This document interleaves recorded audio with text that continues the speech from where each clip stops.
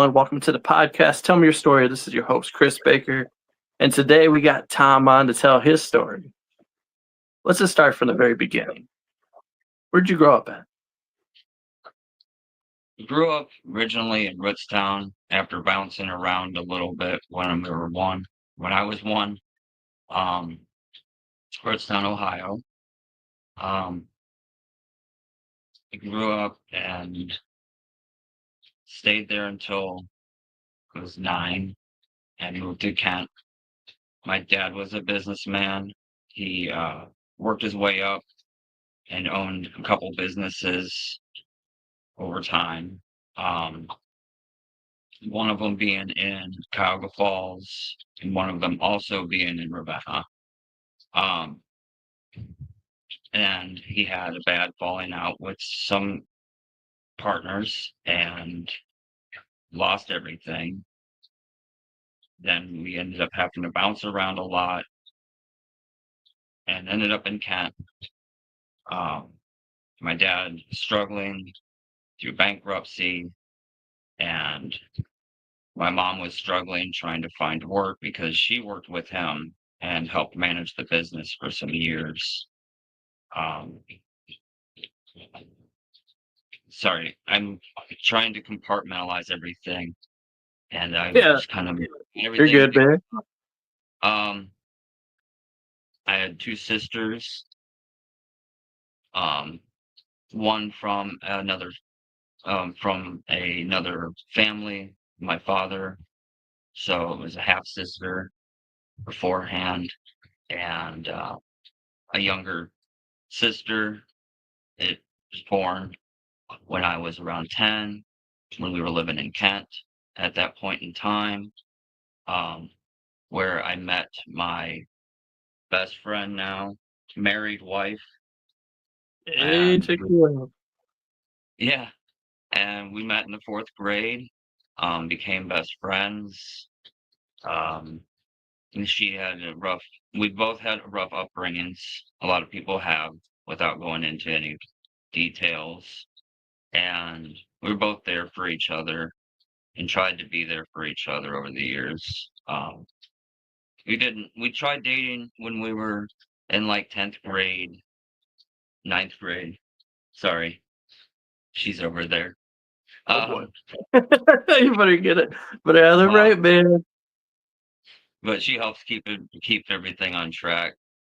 Um, but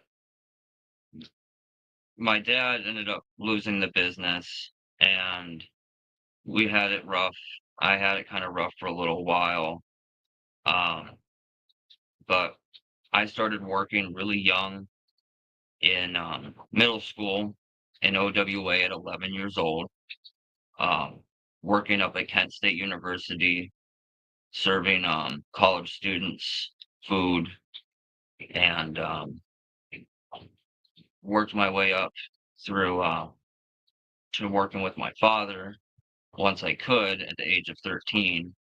You could legally do that kind of stuff. I kind of followed him around on jobs when I was little and helped him with stuff. My grandpa and him were both highly mechanically inclined. My grandpa owned his own um, mechanics business, and my dad owned his own carpet business. So they both knew a lot of stuff between them and knew a lot of different crafts and different skills and trades. So I learned a lot growing up, and my grandmother knew how to do almost every craft. So, and my grandpa knew how to make any furniture.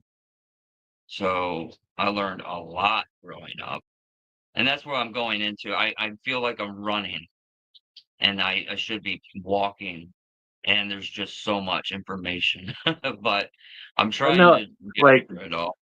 that's what I was thinking to myself just now. You were 13, you learned all the like craftsmanship from your dad and your grandpa. And most of us at that age, most people are what, cutting grass, raking leaves, doing all this and that, and you're learning the crafts to just do the best in the world, man. You're setting yourself up for a great future. And I was definitely put in head over my heels into versus like, for example, with mine now, we kinda let them do whatever they want. Me and my sister were, like, in all types of projects, all points in times, like, super busy, super duper busy, always led to do things all day and night until we crashed at night. And that kind of actually had a null point, though, because I've injured myself at, like, 13 or 14 just carrying things I shouldn't have. So Yeah. but it was that or I wouldn't get chore money too, so, I mean, it was a give or take because I got to learn all these great things that helped shape me over time, and after going through all these courses and all these classes and all the parents teaching me things and grandparents teaching me things, I ended up graduating high school. And I didn't go to college, but I went to vocational classes through like this place called Maplewood Career Center nearby. Okay. And at this point in time, me and my wife weren't hanging out. Um, we weren't, like I said, we tried the dating thing at one point in time, and it didn't really work out because we just seemed too close at that point in time. Yeah. And we were just dating like off and on here and there. And I ended up going through these courses. I was living out in Hiram, Manaway, Nelson Township area, um, with somebody else at that point in time. And I was going through mechanics courses and auto body courses and doing construction and landscaping all these years with different people off and on, learning, working, working 40 to 60 hours a week, hardcore. Um, and Me and that person didn't work out, and at, like, 24 years old, I moved back, um, to my home with my parents at the moment, and a friend of mine brings over my wife, which was my friend at the time, and we start hanging out again and hit it off, and, she's actually, um yeah, but we ended up, having 1 baby a year, like shortly a year after we got together. But Okay. um sorry. My brain is just mush right now. I should have written down some of this stuff. Um but in that time period though, when we got together, she was telling me something too. When we got together, we were off and on dealing with a homeless situation because what happened is I got injured. My hand got injured, and I was working at this rubber factory, and I lost my job because I couldn't come to work, like, on a constant basis anymore.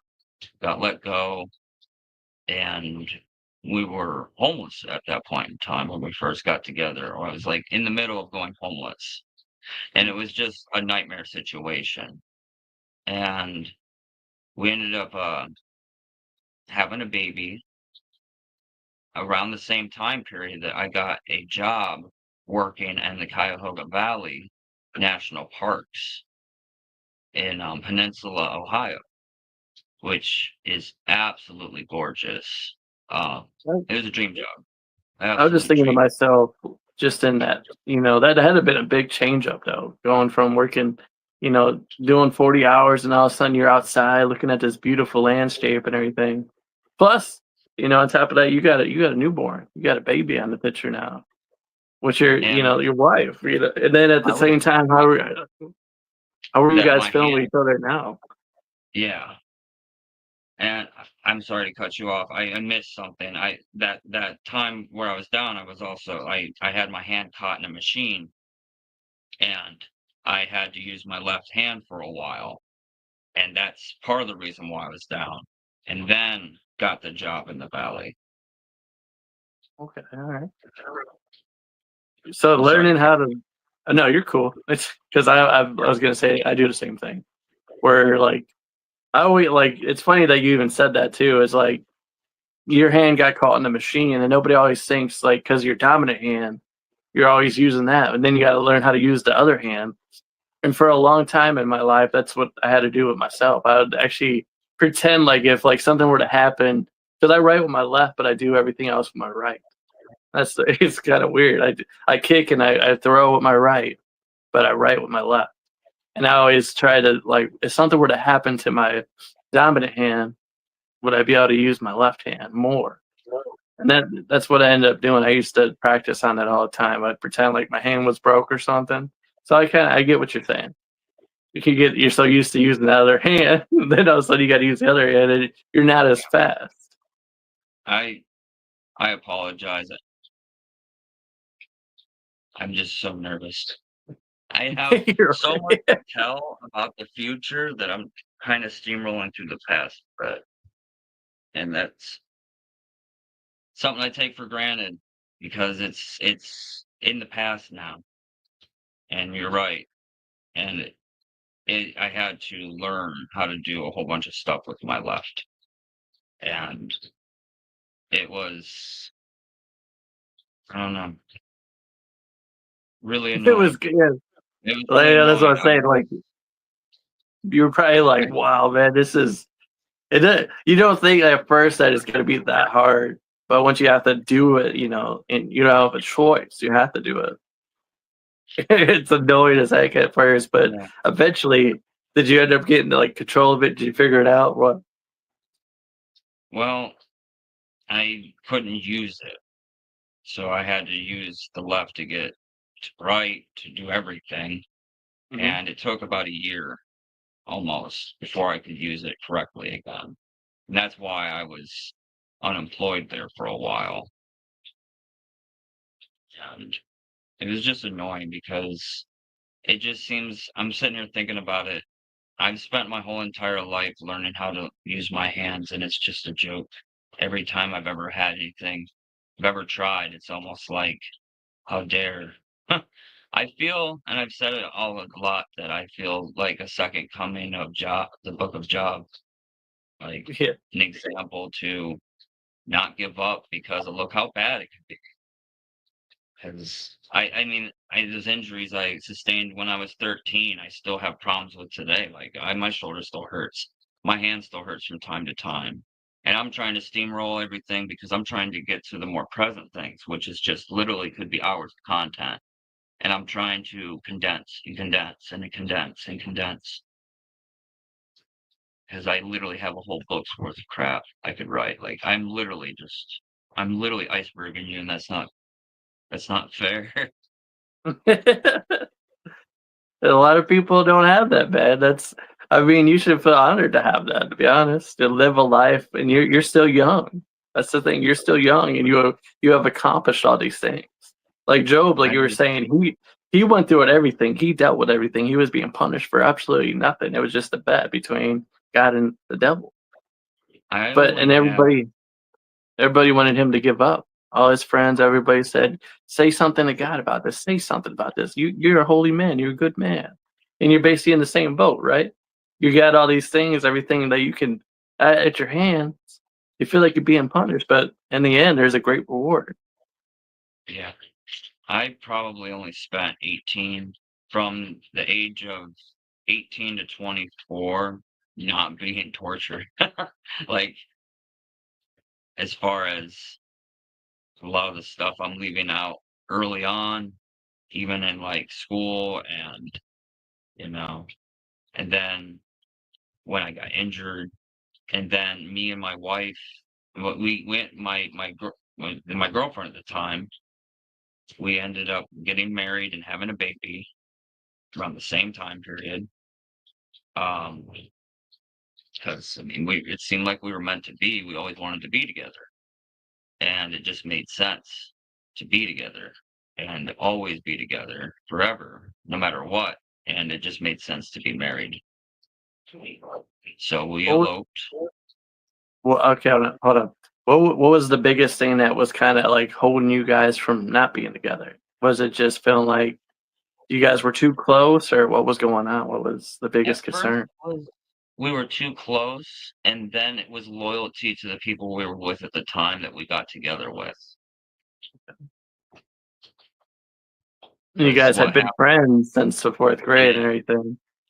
Well, her relationship outside of high school lasted 7 or 8 years, so she went from high school to 24 in another relationship where I went through 2 Mhm. different relationships in that time period, so she wasn't even, like, available at that point in time, and I was out she was living in Kent, I was living in Hiram, and my ex at the time did not like her, didn't want her like, they just didn't get along because my wife said something like, "Oh, you better be nice to her or else," and that was pretty much it, like, she she didn't like that, being friends growing up, so hearing that kinda sent her as a threat or a challenge that she might try to get with me or something, so she tried to keep me away from her. Like What when you think about it, like, from their perspective, it was probably just more like of a trusting, like, okay, oh, for sure. like, like, you guys are Well, friends and whatnot, but you guys would probably get around each other and be goofballs and start, because you guys have been knowing each other for a while. that's So how when you her, guys ex-boyfriend was too. He was the same way. He felt that there was something going on and there wasn't just because of how well we got along, so yeah, it because you wasn't just had that friendship, that personality is, like, disconnected. you and So, I mean, I could kinda understand what was going on there. It was more of a trust issue. Like, I don't know, if I'm not around, is she gonna try something? Is he gonna try something? What's going on here? yeah. And then we see what happened. What Yep. they knew all along, if they Uh, end up watching this later. well, at least we had the respect, to, just be friends the whole entire time, even though it didn't turn out well for either of us because he ended up mistreating her and I got mistreated along the way. And we should have gotten together in the long run years ago, but um, it is, But it but ended up working out anyway. You guys yeah. both went through something, had your own stories to share. Like, "Hey, I went through it. You went through it. Here we are. This was meant to be."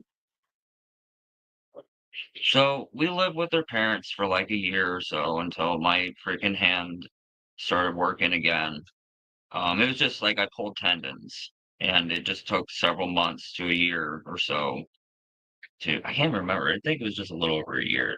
It stopped hurting completely for the most part, and it just hurt intermittently after that. But anyways, I finally got a job working out in Peninsula. It was an absolute dream job. It's just a valley full of hundreds of parks, and it's a tourist trap. There's old-timey restaurants and old-timey station with tourist rides, and me and one other person were taken care of up to, like, I think it was 73 units across 27 properties, some of them being commercial properties. And I mean, we would hire out for big things like indoor paint jobs, outdoor paint jobs, roofs and siding and gutters, things that we couldn't manage on our own. But we were just playing upkeep on water maintenance issues mostly because it was a city that ran off cisterns and wells.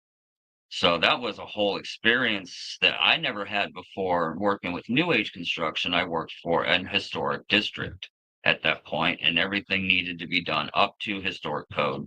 So, like, if a window went bad, we had to literally rebuild it, the window itself that was 100 years old by hand with various plasters and moldings that they would have used 100 years ago and techniques. Jeez. Yeah, it was ridiculous. It would take days to rebuild a door instead of Did they just have swapping. Yeah. Did you just have to look at this window or door or something and just kinda, like, figure it out, or did they have, like, blueprints or something that helped you out with that? Well, I mean, it was just mostly taking it out and redoing it to the way it was, and there was effectively blueprints, like a design standard set by the state locals of what needs to be done up to historic code. It's historic code is insane. It can be very costly to keep things up to historic code. It can break banks easily. I bet. Um, I mean, like they took care. I helped take care of a GAR hall. I helped take care of a church. I helped take care of a old-timey train station, which was ran by the actual metro, the national park system. It's like a handshake deal, some sort. And Oh I man. mean, we're talking my days working outside with leaves. I was blowing leaves off into a valley that was a ravine that was several stories high, and we'd have to rappel down to go get stuff that fell down into the valley and stuff. It was beautiful, gorgeous. Um, I wasn't getting paid well. I was only getting paid like $10 an hour.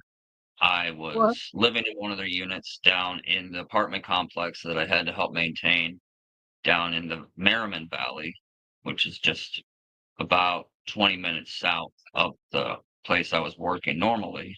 So some days I'd spend down there renovating entire units, doing the newer age construction remodels of things. I saw things that people would never want to see ever, and done to rooms and into whole units that had to remodel, like hazmat type things.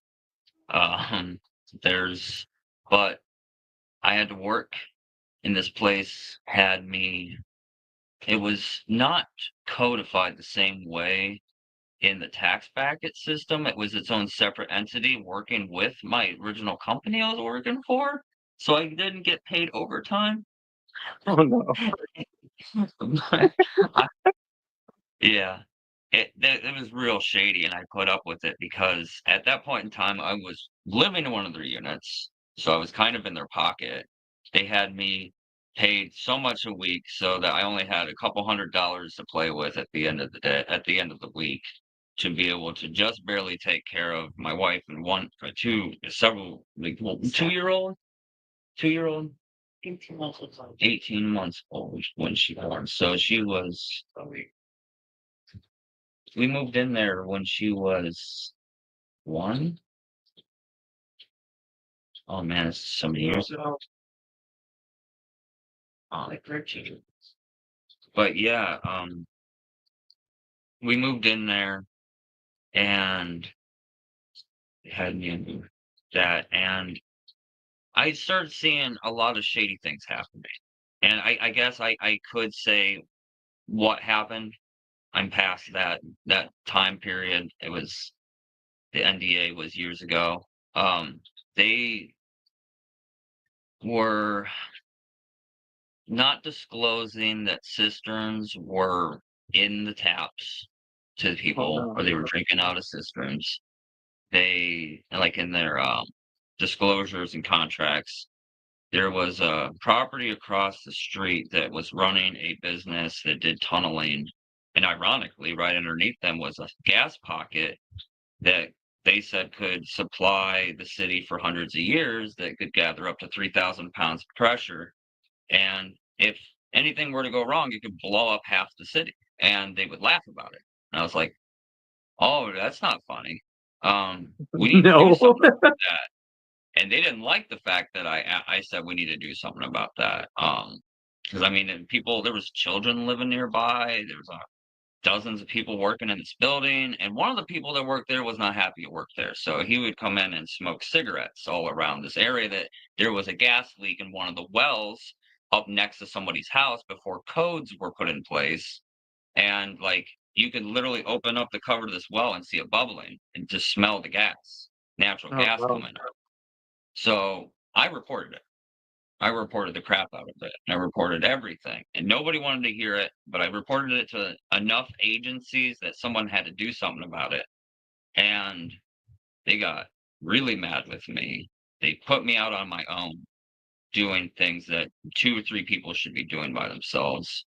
Like, for example, there was a 20 some foot ladder they would want me to carry around, which we always carried around 2 people, all by myself from there on out. If not, I get fired.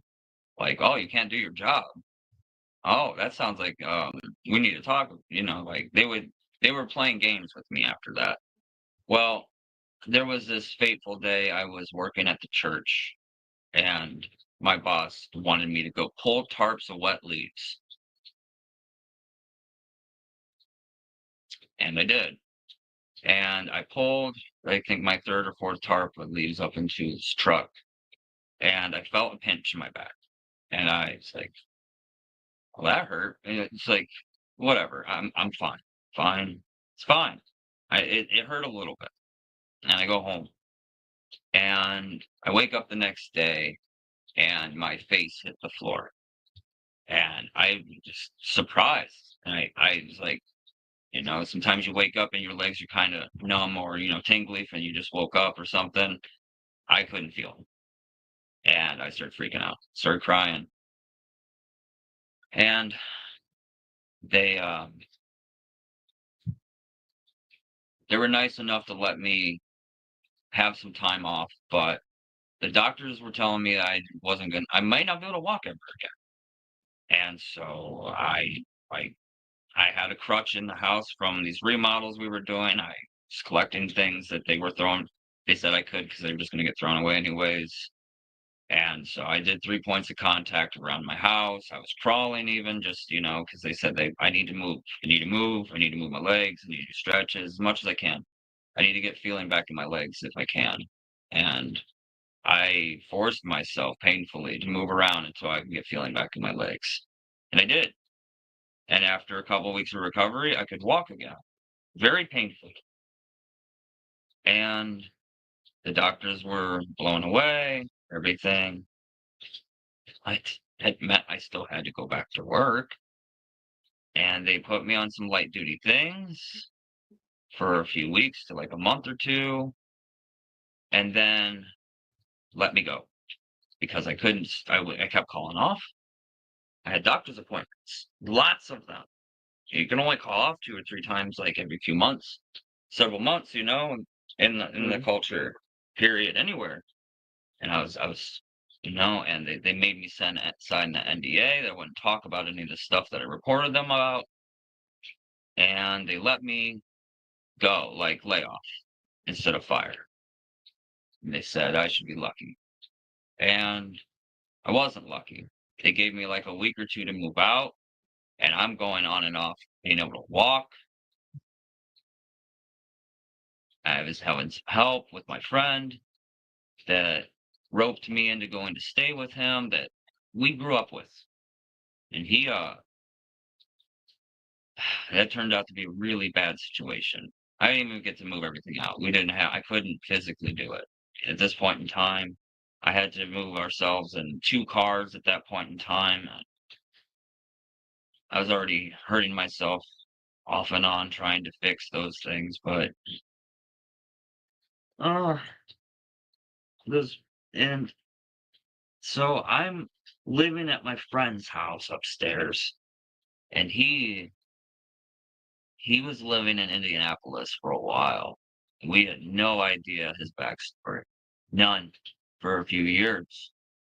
And then he started drinking and then started getting really comfortable with us and started telling us horror stories of things that he was doing, gang related type stuff out there. And we were like, oh my God, we need to get out of here.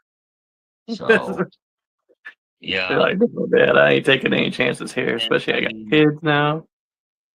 oh my God, I totally missed that whole thing. During that time period, like few months before I got injured, we had our second. Yeah. Yeah, at that house, at that freaking apartment. Jeez. So I'm telling you, man, I've lived so many lifetimes in one go. I'm missing stuff. I'm trying. I will definitely try to go back and like You got the a lot to person. cover, man. Oh my God. She's still here.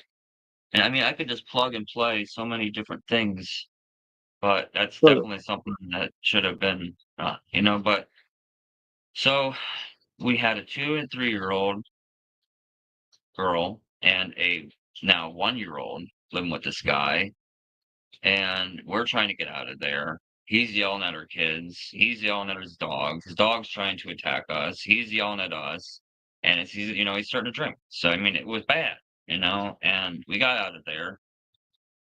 When he was gone for work one day, we just somehow had some help. We got as much as we could, but he knew it was happening, so he locked the garage, and like I lost a whole bunch of landscaping equipment, like hundreds of dollars worth of landscaping equipment. And then it's just the irony, he was into maintenance too, so I mean, it was par for the course, I guess. Um, make sure I'm trying to hash out anything else I could be missing there. No, I'm sure there's nothing else I'm missing major. So after Hold on. that, we Wait, moved. wait, wait, wait. Before Yeah. you go on, so when you found out he was involved in the gangs, what was going on between the conversations between your wife? You were like, you didn't know it up until then, or was it kind of like what was going on there? He was some hippie with dreadlocks. And he would talk like this, guys. Come on, guys, please, just relax, man. It's all good. He was that type of guy. And he came up with dreadlocks, no dreadlocks, a pit bull, and scars all over him. And Oh, then he was all quiet about everything until he drank. And then we were just like, we were either it was just awestruck, or we would just kind of be like, "Oh man, that's crazy. Oh yeah," wait, what's like going on here? it try to play along with it, kind of, but not really. So that way you're not like if you're like, "Oh my god, I can't believe you did that," he'd like target us, like That way he didn't feel a type of way and yeah, we get didn't want offended or him to something. feel like we were going to like snitch him out. He would talk about snitches and stuff. Like he was a totally like I said, he was like all quiet and reserved, like the person that we met back in like high school. And then he started just drinking and talking about his stories. Like I said, he came back from Indianapolis, and then few months later, we moved in with him. So it was not a good idea, but we couldn't find a place to live. Nobody was letting us move in with them at that point in time, and we had children, and we had a whole family, and the homeless shelters were all full at that point in time. Is because well, that can just happen sometimes. It's Uh, crazy. A lot of people think that that's a place that you could go to, and people don't really know the truth behind that. Is like a lot of times when you're homeless, you try to go to the shelter, and what happens is they're full. And then there people are always asking that question, like, why are there so many homeless people on the streets? It's like because there ain't no room in the shelter for them. or sometimes they'll pick and choose if they're going to take singles or families, one or the other, or like I mean, there just sometimes isn't a safety net. Like I was told this is file for disability the moment I couldn't walk. And I was like, "No, I'm too proud for that." And Yeah. I catch 22 later on. But we got out of there, and we ended up moving in with her parents again. And that was a nightmare because, it was always every day, "You need to get out, you need to get out," and it's like, "I can't walk, I'm sorry," off and on, "I'm trying to find work, no one will hire me, no one will hire me," and my dad was nice enough to let me come in and help him do very minor things. He wouldn't let me lift or anything, and I'm sitting here just feeling like the biggest burden in the world. 'Cause, like, he's older than me. And you've been brought up with all the craftsmanship, and you got all these different skills.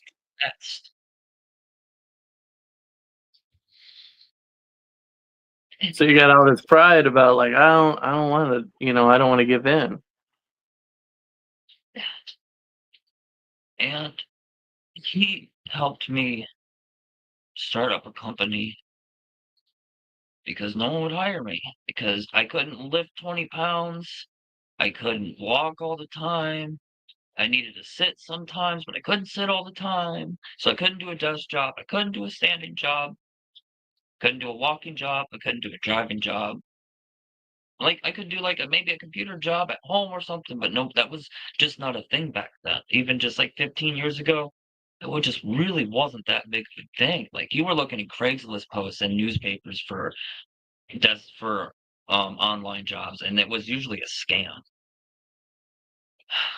And it was just bull crap. Well, it's like 13, but it was just bull crap that our I and I my dad I mean in this time period I even got to like my dad helped me start my business, and I even got to work on Stan Hewitt Hall, which is like I guess the sixth largest ain't mansion of its age in our country, and like big deal over at the Cuyahoga Valley too in Fairlawn. And we did all the carpets in there, not all of them, but it's part of the deal. Doing some of the in the main hall is once I started up the business, I was getting light duty work here and there, and we got a proposal from someone that her boss at the time, which was letting her work on her home because we met up with her. It was a whole thing, and she knew a friend of ours growing up, or she was a mom of a friend of ours growing up. I'm sorry, this whole emotions and things.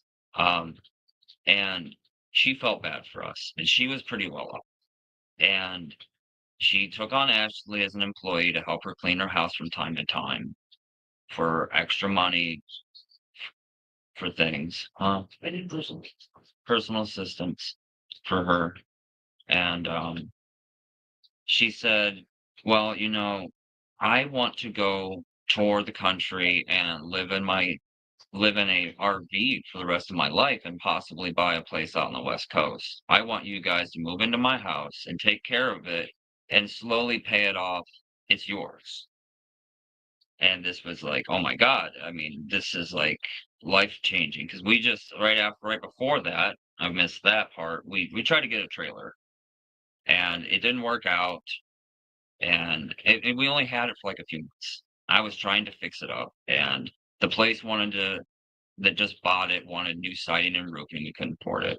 Disability was not a thing because I was trying to do that light duty stuff, and I could make on my own several $100s a day as a construction business owner, and I was only doing that a few times a month because I couldn't do it all the time without hurting myself. So we lost the trailer.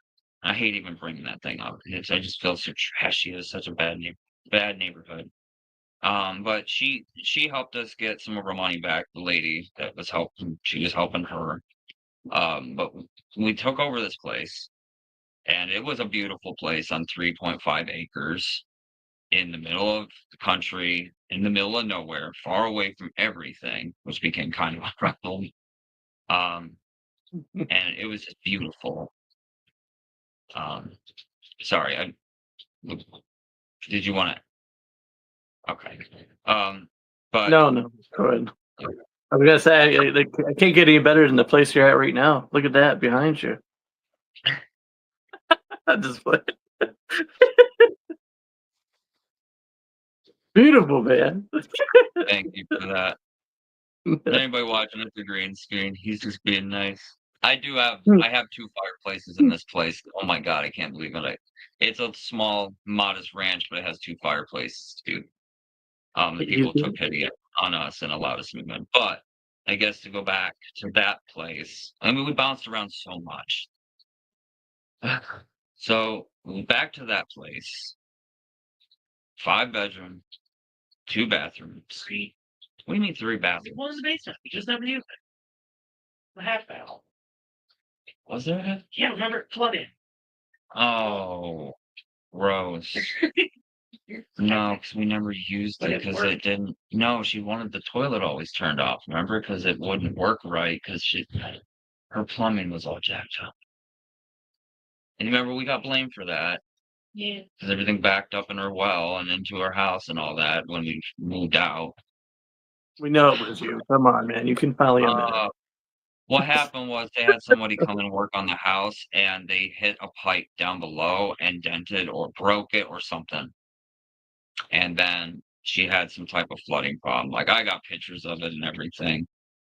It was a whole ordeal, but we were living there for a while, and everything was great, and everything was golden. And then COVID happened, and she came back a completely different human being.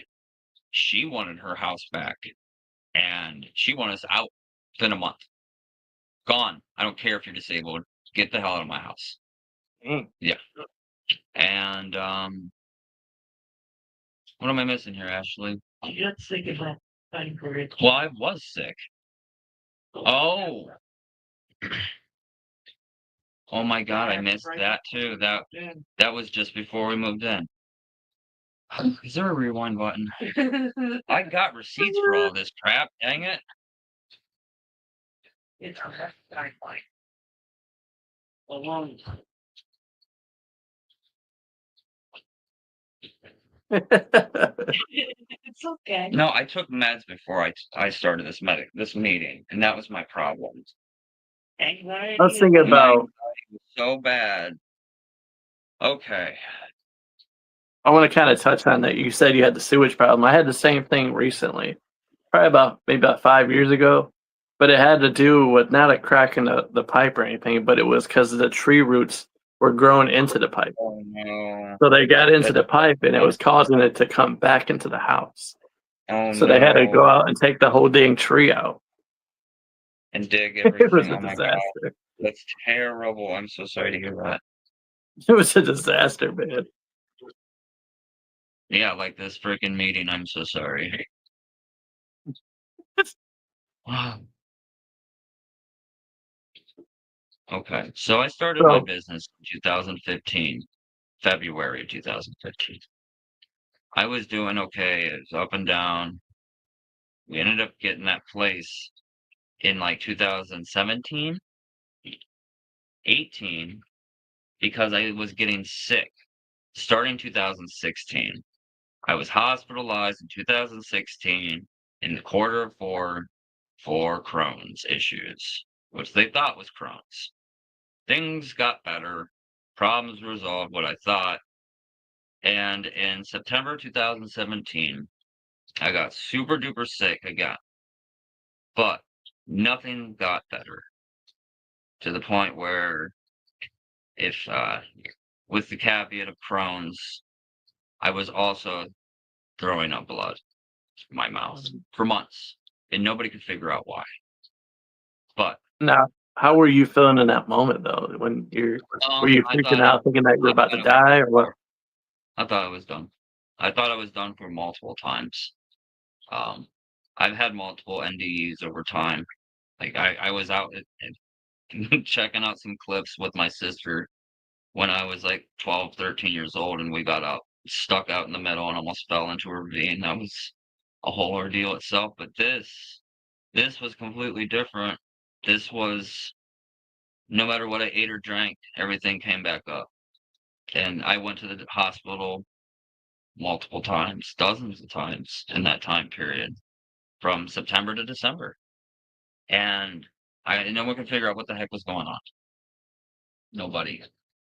And I had a family member very close in genome. I'm trying not to say it's like somebody that was also birthed from my mother and father that had lots of issues very young, very similar, but not as bad.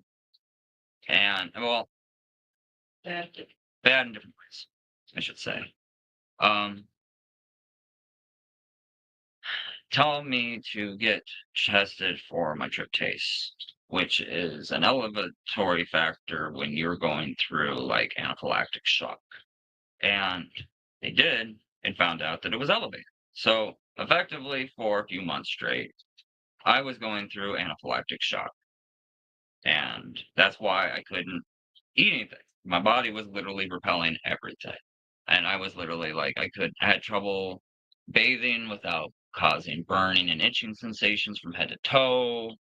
I would drive through places like car dealership areas and I would have trouble breathing just because of the smell in the air. It was some of the weird stuff. that I never had problems with. Like, I always drank coffee my entire life. Loved it. Drink it all day and night. It is just, what's the flavor of it? Can't drink it now at all. It makes me pass out.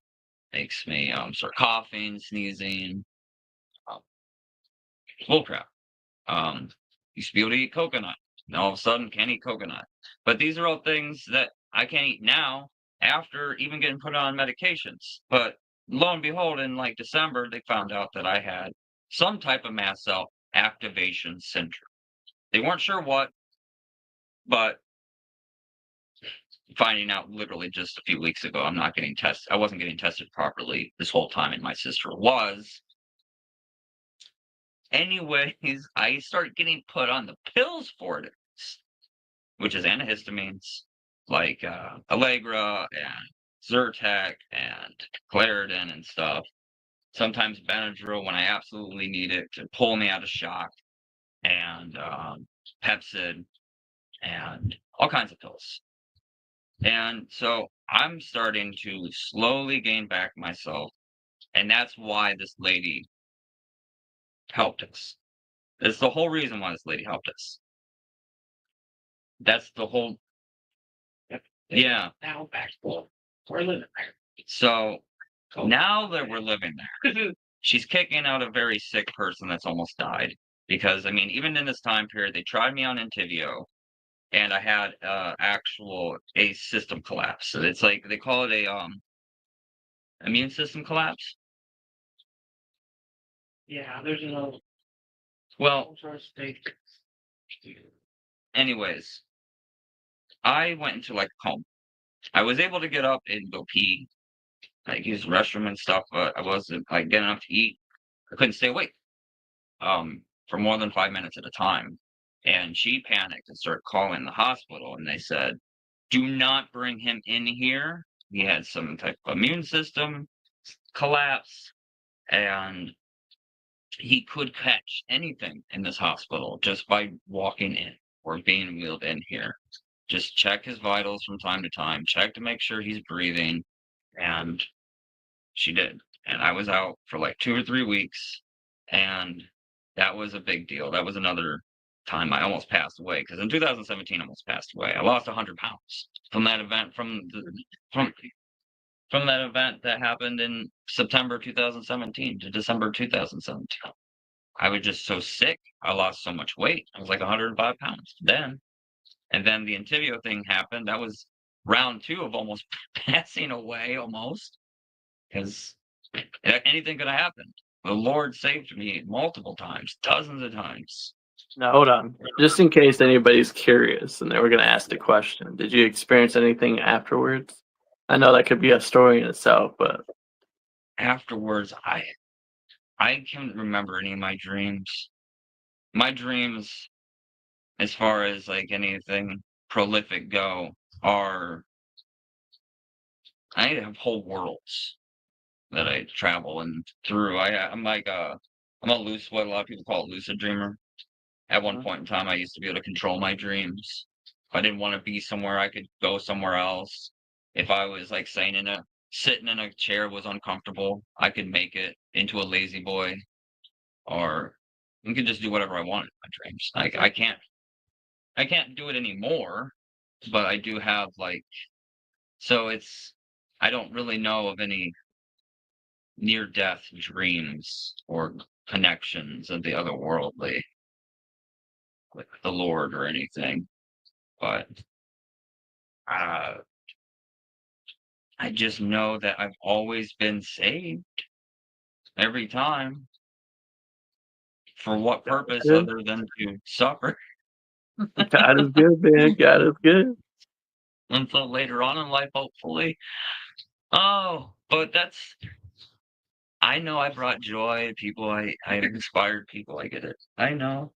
I'm not.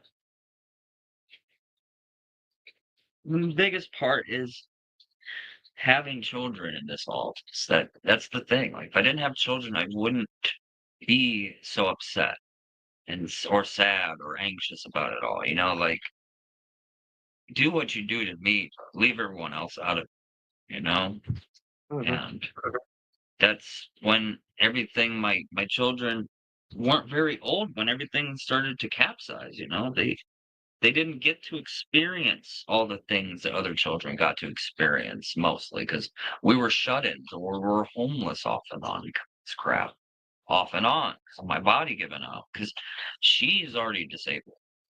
She she she has had enough damage over time due to nuance to her physical body that she has trouble staying awake when she gets stressed out. They're not sure if they don't think it's narcolepsy, they think it might be CTE. And that's been the reason why she's had trouble finding work because nobody wants to hire somebody that has trouble possibly passing out if they're in an anxious moment, and she has trouble driving because of it. She doesn't have a license. So Yeah, because you this is the never know at biggest, any moment. yeah, it's a huge issue to all of this, and if I'm going down, up and down, I gotta drive. I gotta, and we're going in and out of having vehicles that are functional at all and being able to get places. And money was tight because, when I was living out in that house, even it was beautiful, but I was only working a few days out of the month just to barely pay bills. And that meant we weren't going anywhere because our vehicle was down and out, off and on. I mean, our vehicle's down and out, off and on right now. But I mean, I have a caseworker that drives me places, luckily, until further notice. And United will take me to places even though they have horrible drivers that sometimes no call, no show, which they say is an amazing feature of your insurance, but I digress. Um, see, I'm just COVID. She came, she wreaked havoc. She was like being mean to my children. She was taking things like rooms away from us that we were allowed to use, and she was allowed to technically do it because she's made us sign a fake lease. She like made up this crappy lease that we thought was officiated and it wasn't. Um, and we got kicked out. No, in no uncertain terms. And she inherited the place right after she had that roof done. Like literally, she started having the roof done around that time period that she was kicking us out because she wanted to make money off of it. If not, so she can buy another place. She didn't want us living there. It was so weird. She wanted a place to relax during the quarantine of COVID. And that didn't even mean that if it was for a few months, we needed to get out, no matter what. She didn't make a lot of sense. She wasn't all there. I mean, you can make some sound financial decisions and be questionable at best sometimes. And she's one of those people. And she kicked us out on her butt. And no one was renting to anybody that during that time period. During COVID, it was Yeah. unhealthy, unsanitary to house people, and all the homeless shelters were full because of that. You could, and with my health issues, I would probably they didn't want to house me, and they didn't in a place that they didn't have a room that was isolated, and everybody was sharing rooms, living and bunking on top of each other at homeless shelters. So we did get some help with the government, and I couldn't go back to work. Like I was super sick off and on at that point, and I couldn't go and do carpet work during this COVID event, and I just kept getting sicker and sicker. We ended up living at a hotel for a few months, several months, 4 months, and that was super costly. Um, and the kids got to swim every day at the pool. That was cool. That was the Yeah, plus of it. Yeah, the yeah, bonus. it's like a small vacation. No. Well, that's good that they saw it as a vacation. I mean, they have been blessed with some adventures out and about here and there, but not enough family time together because of the vehicle situation outside of the home, doing things like parks and, you know, gets kids to the restaurants and stuff. That wasn't our life because of our financial situation. I mean, we have been blessed. Like that one house that we got kicked out of it was like a park. I even had Metro Park style trails that I drug rakes through the woods so that we would have places to walk. And it had two little valley ravines, and it's kind of like overflow. This one kind of ran all the time, but when it rained, it would just wash down the huge ravine. So, I mean, it was really cool, and the kids got to play outside a lot. So, I mean, they got to experience some good things here and there. We've tried to keep magic alive in their lives, and but it it's not pan. It's been an up and down battle, to say the least. But after this hotel, we moved back, and where We got 5 months. was that? Right when we got? I thought we had to move back in with your parents. We got- Okay. Well, during that time period, we got a voucher, an emergency medical voucher for a home or a place. And we got a unit in Kent again that was terrible. It was what they used to do for college students. It was once college housing. And it still technically is, but I mean, it was like sanctioned college housing. Like I used to go out there when my dad was trying to do work on the units on that actual place. I might have actually helped put carpet in or pick up scraps or something. In that room, that place, I would call it a room that's kind of just 2-bedroom unit and a kitchen, dining room, and living room combined. So, oh my goodness, it was so cramped. And 170 square feet. it was 670 square feet, 2 bedrooms. So, I mean, there are 1 bedrooms and studios that are 700 square feet. Yeah.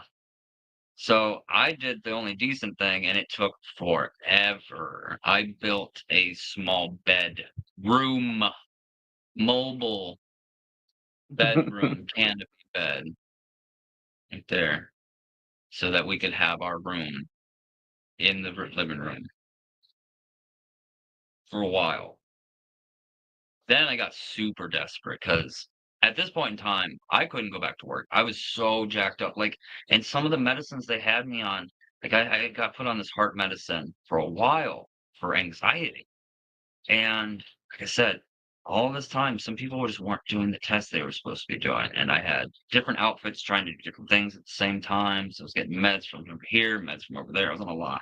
So I would have problems doing anything without having heart problems. I wasn't getting medicated properly with this disease. So I was actually having a lot of muscle issues too. So there's a lot of caveats to these ups and downs too that happen because one of these panels they were supposed to be running for a long time could have told them if I was having muscle issues or not and why I was complaining about muscle issues for years.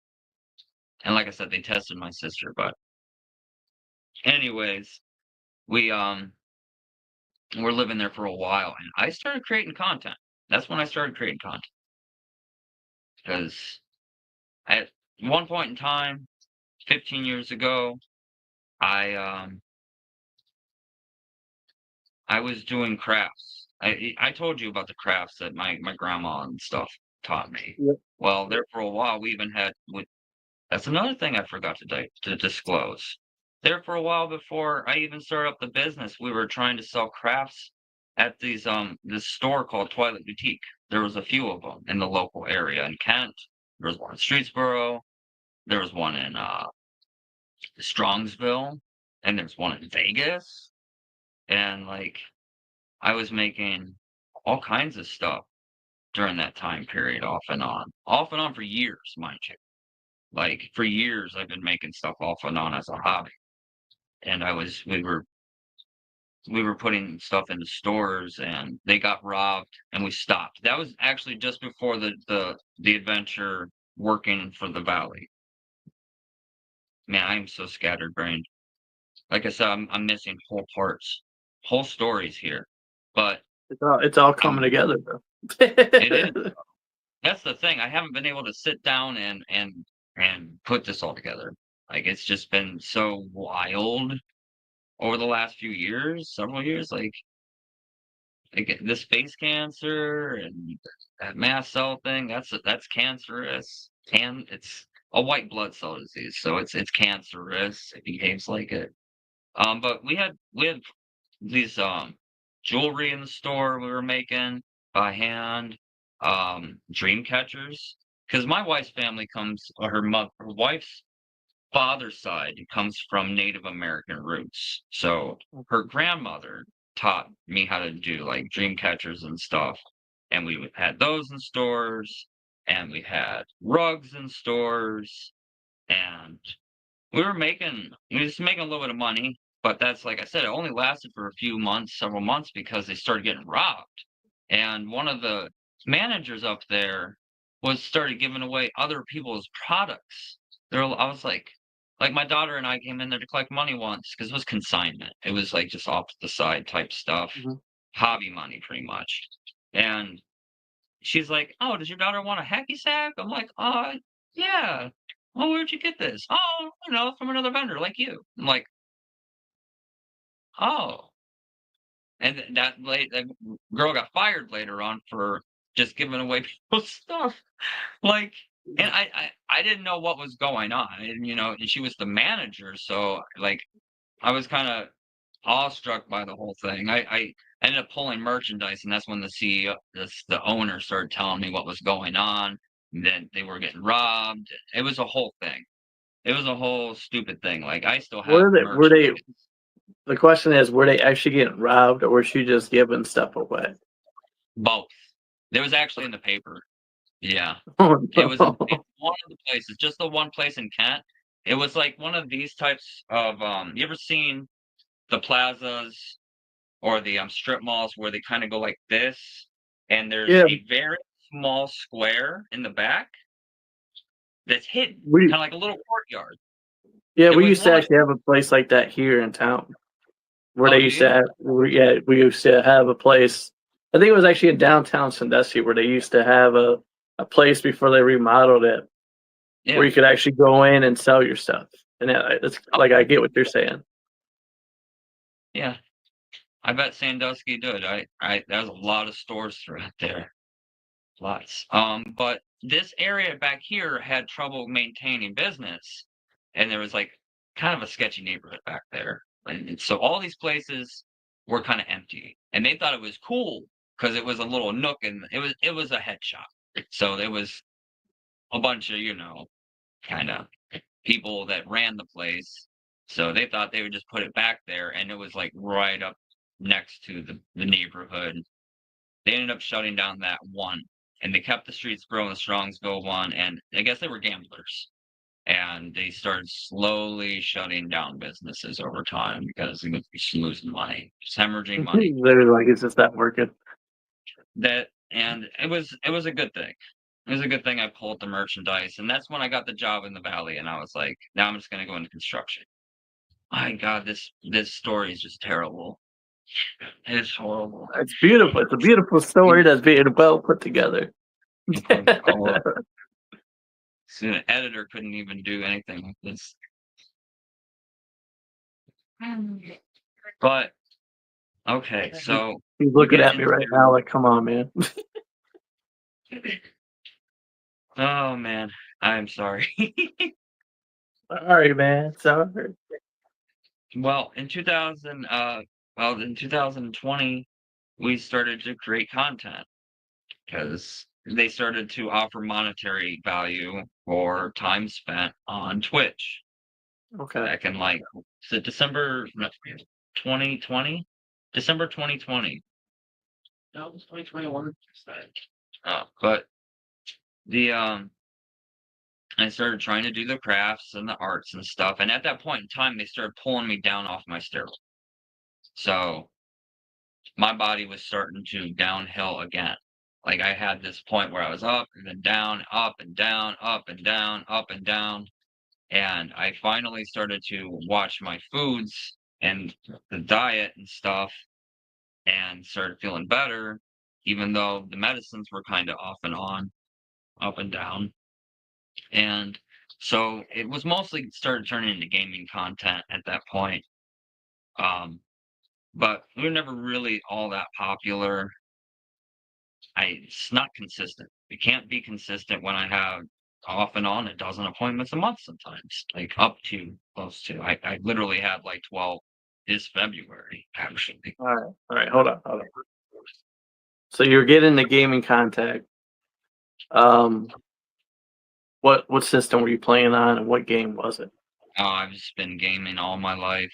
I was told to get into Twitch years ago because I Nintendo and Sega, PlayStation, Xbox, Oh, you're playing all the PC, classics, yeah, man.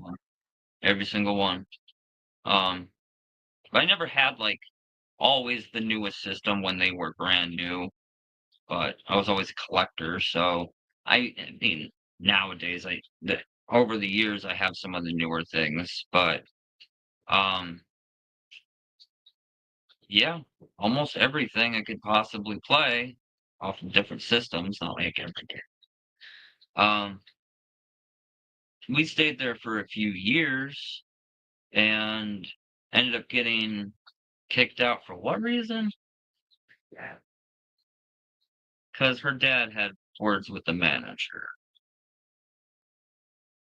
Those are silly things, man.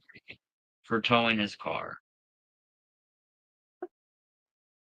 Silly It things. was just a whole bunch of weirdness. Um, and then hopefully I don't miss anything big here. Am I missing anything big here? Okay. Well, it's still in this time period. Well, in that time period, I had a wound on my nose that wasn't going away, and I couldn't figure out what it was, why it wasn't healing very well. But it's like a few months before we get kicked out, it started forming because I just had an itch on my nose. And one day I itched a little too hard and it just kind of, it was like putty, just kind of peeled away. It's like, oh, that's not good.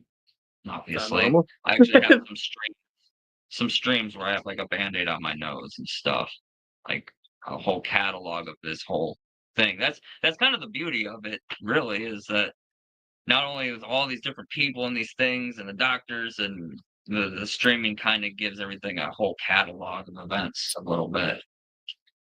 Um, but we ended up getting kicked out and moving in with her parents again and found out that face cancer. It's probably, they said, and at this point in time, I have like 60 diagnoses. Like that mast cell disease just absolutely wreaks havoc from head to toe. It's something that behaves a lot like cancer that can move everywhere, anywhere it wants, at any point in time. It's head to toe cancer. Especially if you're not getting treated for it, which I spent most of my years having kind of allergies and tolerances. And I grew up in a family that was like, oh, well, eat Tums, drink some Pepto-Bismol, take an allergy pill, or get called weak for taking an allergy pill. But I'll rub some dirt on it. yeah, rub some dirt on it. You'll be all right. Walk it off. Go take a hot shower. Yeah. That's pretty much the size of it, and we stayed there for a little bit. I had to get surgery, which I would never put anybody through that. That's What surgery? huh, before finding this place. No, Oh, we did find this place before the surgery, didn't we? they gave us this place because of Oh, because of the surgery. See, she should be sitting up for you. Come on over, Ed. Um, Come join the couch. so my wife was looking for a place because we had to find a place to live. Couldn't live with her parents, obviously, and I didn't want to, you know. And all this time, I'm filing for disability. I started filing for disability in 2017, actually, 2018, and just got denial after denial after denial after denial. That was actually part of her boss. Used to work for this guy named, huh? Her cousin used to be this guy named Jim Brown. He used to be a world-renowned lawyer from Cleveland that actually stood before Congress in 88, 89. He was in like the news for changing disability laws. Like he sat up there for weeks and fought with Congress until they changed laws for disabled people and won.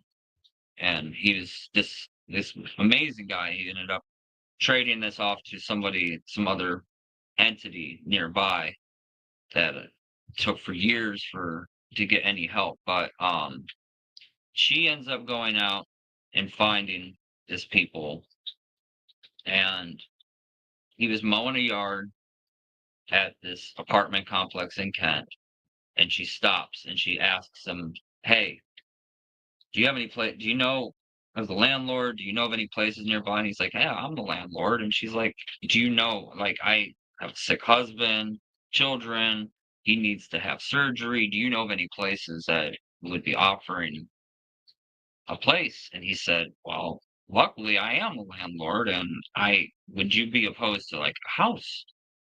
And she said, "Yeah." I have this house over here that you guys could have, but it's going to need a lot of work. And we stayed at her parents' house for a while, for a few months, several months, and until he got this place ready. And we moved in here and ended up getting the face surgery a few months after we moved in, 3 months after we moved in here. And this is a little ranch house, and we couldn't have asked for more. It's right off the state park. So we could literally just walk off into a park at any point in time. It's not the best park. It kind of got shut down back in the 80s or 90s. Um, but there's still walking trails there. Um, but that face surgery, that's rough. Um, I had to be awake for the removal, which they numbed me up. And then for a few weeks, I had big old bandages on my face. It was just all like this. And then I had to start getting the plastic surgery, and that's a while, long while. And all the while, I'm trying to stay. They're just having so many problems. Like, like the Crohn's keeps coming in and out of remission. I'm osteoporosis and trouble walking still off and on. And trying to even do some crafts and stuff has been danged if I do, danged if I don't over time. And and that it's been an ongoing battle, and I still can't find work. My kids are just a wreck mentally. They're trying. We're working on it. We're working on it hard because it's hard for them to not feel like their whole childhood is ruined. And I mean, one of them said it before, and it's heartbreaking to hear because I don't want that to translate to anything in the future because you give up so young, and it's like, I don't know. I'm just so betrayed right now by my doctors because I mean, I was having a steady uphill after this and some of my other issues up until like, was it like, I saw all my problems started last April when I got put on a Crohn's medicine, and it caused an acid reflux problem. And I mean, there was a whole thing. Like, I got admitted to a hospital. Granted, this hospital put me in a room that had mold and mouse droppings and holes in the Oh wall no, and dust everywhere. I mean, I got it on camera and stuff. And looking like a sketchy place. yeah, and trying to report that kind of screwed me over a little bit for a little while as far as oversight, because I was trying to call ombudsmans and they weren't calling me back because they didn't want to hear about it. I tried to call the county. I tried to call the state. I tried to contact HHS. No one cared. No one cared at all. I mean, I noticed that after I went back to the hospital my next time for an appointment, everybody was cleaning. So they obviously got my words. No one got a hold of me. And Well, like, I was having so many problems with different meds and different outfits, trying to give like I was going through one place for my anxiety and depression because it's a depressing, anxious life to live. Being so sick and being downtrodden and being homeless off and on and not being able to work. I mean, and to know that through all my life, I've learned how to build and or fix almost anything and everything around me because I was obsessed at the age of 4 years old when I broke a keyboard and I fixed it after I put it back together. I had no idea what I did, but I wanted to know what I did. And at that point in time, I wanted to know how to learn to fix everything and make everything that anybody could use outside of like plastic and metal. I haven't learned too much about welding and stuff. I wish I did, but I know how to fix cars, houses, I do landscaping, computers, and crafts and trinkets. Um, and I just and like I got what was almost like sick again, but was like this muscle issues back in like October of last year because they were just jockeying my medicine around for years. And again, I'm not getting tested properly. There was four mediators that were supposed to be testing me, and they were only testing me for one. Whereas like my sister and other people were getting tested for four, which was the golden standard. I don't know if someone missed a step along the way, but one of them was leukotrienes, and I was taken off of a medication called Singular because it can make you super depressed and super anxious, and apparently it was doing so. No, they didn't think about they tried me on Accolade afterwards, but they weren't really sure if it was causing problems either, so they just took me off all of it. And then all of a sudden, I start having muscle issues, massive muscle issues, where I'm having trouble using a mouse. I'm having trouble using a keyboard. I'm having trouble holding a phone. I'm having trouble cooking, cleaning, picking up, like folding clothes, doing in the most basic things. Getting out of the bathtub was near impossible. In fact, I just gave up after a little while, off and on for like not for a long time, obviously, but I mean, I was doing sponge baths like I was when I was practically crippled a decade Mhm. ago. And I get put on a whole crap load of painkillers earlier this year, whole slew of them. And I'm like bedridden from these. I can barely form a sentence. And I think this is part of the reason why I'm having trouble even delegating the story. It literally mushed my brains all out. I'm currently on Lyrica right now. I think that the high doses of Lyrica and the anxiety meds from the other people, all these different drugs just destroyed my brain. And like I was just not medicated properly too. And I wasn't having my nutrient panels gone over, which I had like massive deficiencies they found over the years. They weren't testing me for any of those. And nobody would, like I had one doctor being like, "Oh, you shouldn't be taking so much iron." That was a big issue. That's part of the reason why I ended up where I'm at. And then that Accolade, I was like bedridden. And I got put on all these meds and I was feeling a little bit okay. And back in like April, I go and I make a ramp and a cat scratcher on film, on camera, on stream, and I was done. Like I had shoulder pains before. They got me put on all those painkillers in like January, December, because I was complaining since October, November, December. And and I still have them. Like I have muscle knots you could feel right out here from just those two streams alone. And they still hurt. Like I'm hurting right now just because I'm like, I'm doing I'm very expressive with my hands. So I'm like sitting here flopping around like an idiot while I'm talking to you.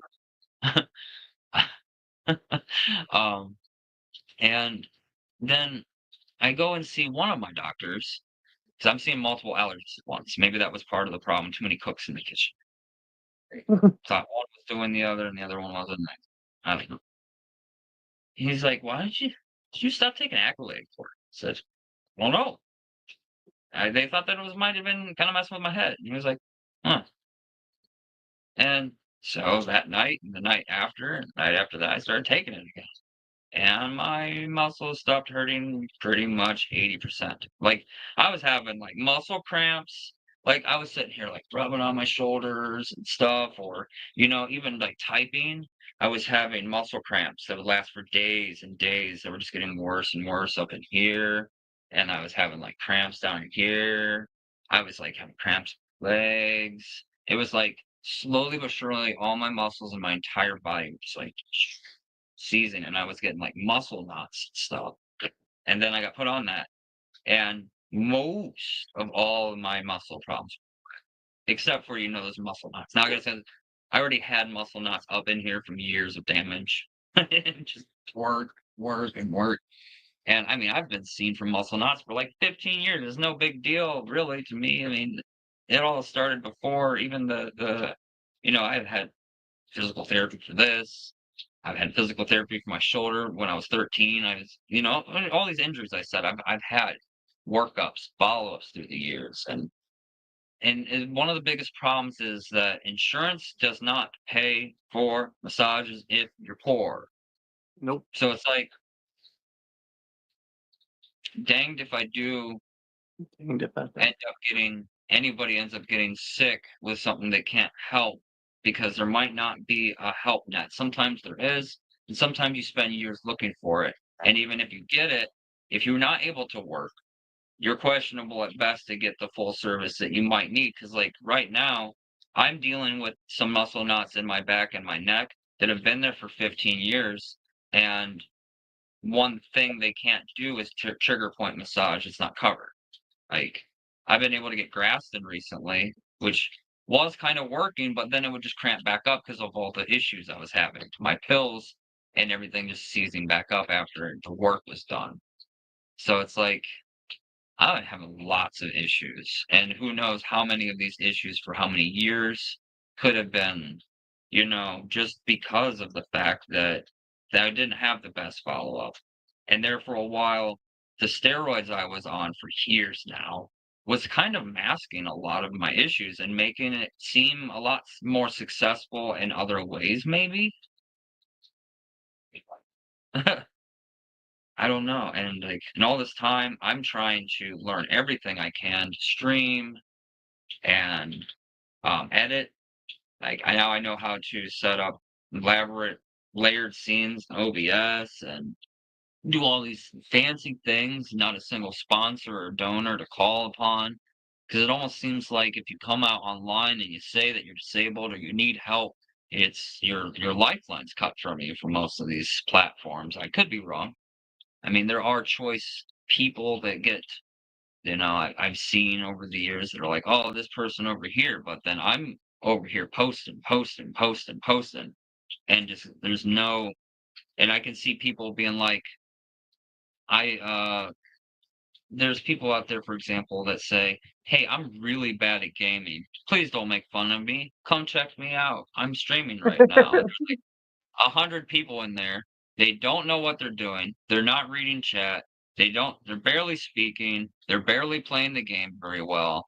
Or, um, like, there's all these people that want to spew conspiracies and politics that have thousands of views, and I'm over here creating with my lifeblood anything I can physically, even like all these various. I mean, I created quite a few crafts when I was living at that little tiny unit when I first started doing crafts, because I was still on a decent amount of steroids at the time, and it sucks that it seems like my steroids were pulled before they were able to figure out my game plan.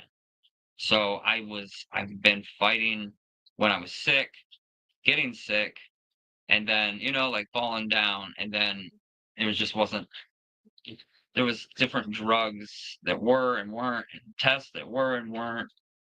And all this while I'm fighting up and down my whole life, just trying to get a breath whilst working my ass off whenever I can. 'Cause it's just so ironic, because there are literally people out there that just want to sit around and not work and get paid for it. Like, and I hear it even like someone like my mom. Wouldn't it be nice to be a millionaire and do nothing? It's like, no, it wouldn't be nice. I would like to be a millionaire and still do things all day as long as it wasn't breaking my body. I like doing things. I like being busy. I feel guilty if I'm not doing things. Like now I can't even play a video game and not feel like I need to stream it. Like I just feel like such a bum. And it's not even all my fault. This illness that I got is hereditary. I got actually a full follow-up. I got diagnosed with hereditary alpha tryptophanemia, and they just found out about it in 2018. And they found out they're still learning about it. I was almost a freaking patient at the National Institute of Health, but after talking to Robin Eich, the RN of Dean Medcalf at Immunology up at NIH, they were full. They weren't able to take me. And they said they would follow up with my doctors. And I don't know, maybe I got something wrong, but nobody followed up with anybody. And it's just like, I've tried more through things that people have given up over. There's a famous golfer not too long ago. I always try to remind myself of this as a reason to power through it all and what I fought for. There was a really famous golfer a while back, millionaire. They got a case of tinnitus and he couldn't handle it. Took himself out. And I'm all the while, I had tinnitus. It's just like at that point in time, I was like, whatever, it's a ring in the ear. It's not going to kill me. It's just little things like that. It's perspective. And I don't know. I'm not saying he was a less of a person, but it gives perspective to me to realize that how strong. You really are.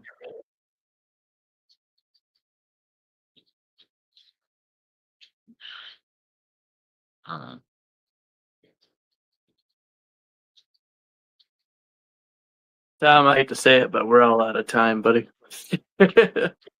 And it was just starting to get good too. Just starting to get good. We'll have to have you on for a part 2. Yeah, like I said, I'm sorry. It was kind of all over the place. Don't be sorry, man. It was beautiful. I loved every part of it. You had a great story, man. It was a little all over the place, but at the end, it was actually really well put together. I would say. And anybody that's probably watching this later on will definitely say the same thing. Yeah, I hope so. I hope I didn't come off insensitive in any way, shape, or form with that last bit there. But like how I like to end these podcasts, I'll pass the mic over to you, and you can ask me 3 questions, any questions that you want, before we wrap this thing up. Go ahead. I'm an open book. You think that went well?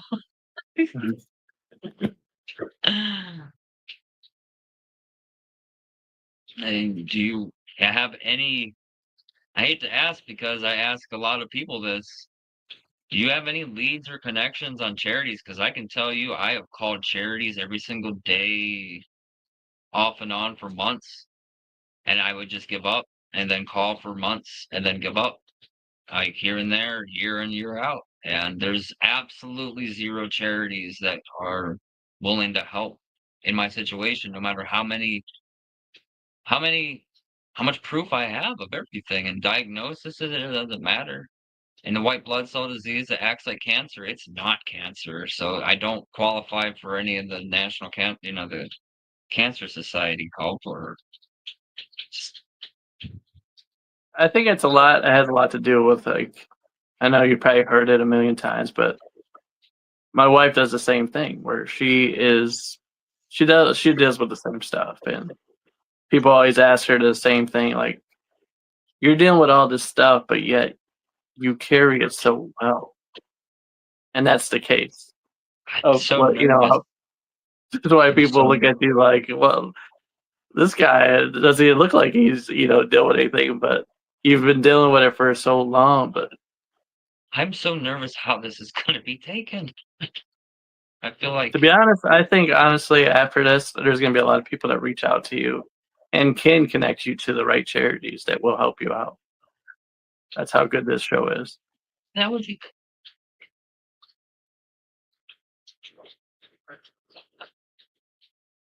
Next question. Question number 2. Let's see what else you got, buddy.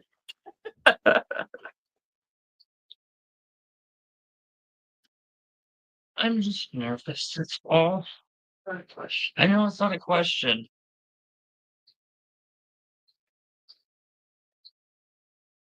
What? Your pants. I don't. I guess I don't have any questions. Somebody will definitely be able to help you out. I mean, like you said, when we first started, who did you quote? Job. You were talking about the book of Job. And you see everything that he went through, and he did nothing wrong, but he did everything right. And everybody I'm wanted him to turn away from God so and nervous. look. I'm everything wrong because everything turned out wrong. I'm sorry. I'm so nervous that everything I do is a fail. No, man, you're still standing. And You're still here. The whole interview was a fail, and I'm a failure. I'm sorry. No, far from a fail. Your story is going to touch millions of lives. So, man, raise your chin up. And I just feel You have like a beautiful story. Enough. You gotta look at it like this, man. Somebody else is dealing exactly with the same thing that you're dealing with at this moment. And they're on their way of giving up. But they come across this story, see your story, and see that you're carrying yourself very well. And you're the motivation that they need to see. Well, I can't give. I have so much family. I have not just family, but everything that I've done. I can't just give up. I've worked too hard. I've Yeah, that's incredible, man. There's a lot of people in the world that would really just give up on everything. No, you continue to keep going toe to toe, keep battling. You could have gave up. You could have threw the towel in. You were homeless how many times? But yet you're still here. You're still rocking and rolling, man. I can't even count. I think it's like 4 or 5 times. I've literally had to move like 20 times in the last couple decades. And the thing is, this is where a lot of people get confused and get lost. Even though you're dealing with all this, God is still with you, leading you every step of the way. And it might seem like you're in a storm right now, but it can't always rain. Your blessings are coming, man. So raise your chin up and smile, man, because they're coming.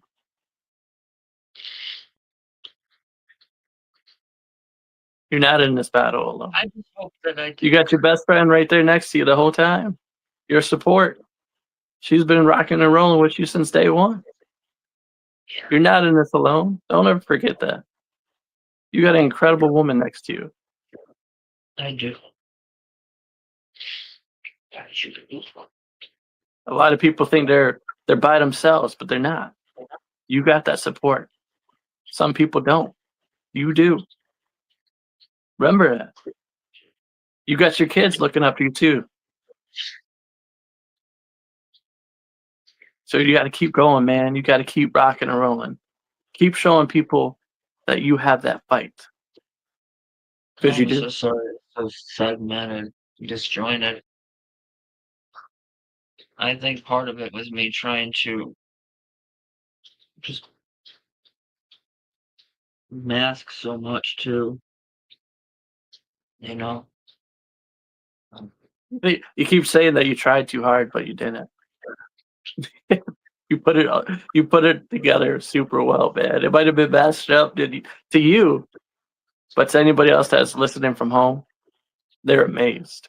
they're blown away, including the dog that said, "Hey, I loved it too." You know, we raised a sweet chihuahua. Yes, we did. He's a sweet boy. Yay.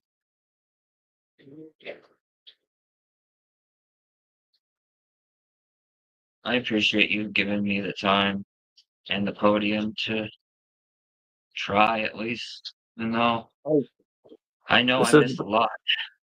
Tom. This ain't the last time, man. I want you to come back on and tell the rest of your story. If I would appreciate it if you did, and thanks for hearing me out. Yeah. How you feeling though? You got a little bit of it off your chest. I feel a little bit better, but like I said, I've always been a shy person, and I've never wanted to be on camera. But I've never been one to show public emotion. So now I'm like crying on You're like, camera, look at me. fumbling and stammering on camera. Oh man, you're doing great. That was a big thing for me to be able to start streaming. Oh my God, I was so afraid to be on camera. It really helps, don't it? Though, get away It from all does. that shyness. You're like, hey, actually, I feel pretty good doing this. Yeah, actually, it does help a lot. It does. But anybody that's watching and listening right now, this is only part one. There's going to be a part two of Tom's story. So until next time, thank you for watching. Thank you for listening. Peace out.